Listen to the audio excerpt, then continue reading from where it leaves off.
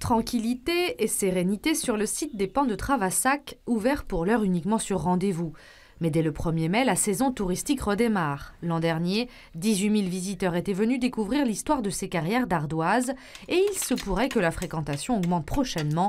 Un panneau mettra en effet bientôt à l'honneur le site sur l'autoroute A20.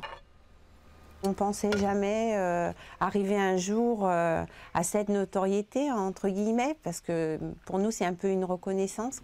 Je pense que les gens qui vont passer sur l'autoroute en voyant un panneau, ils vont se dire « Tiens, on va faire une halte.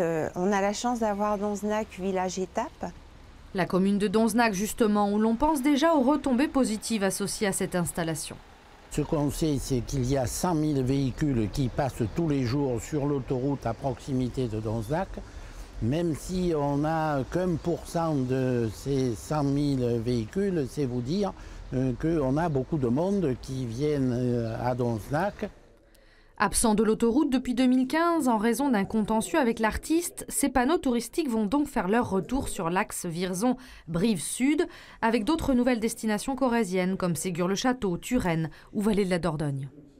On a pris en compte la fréquentation, l'impact économique et touristique que pouvait avoir l'information de nouveaux thèmes. Et puis on a quelques contraintes. Il faut que ces sites ne soient pas au-delà de 30 km de l'autoroute, parce qu'autrement après on perd les usagers dès lors qu'ils sortent du réseau. La centaine de panneaux devrait être en place avant l'automne.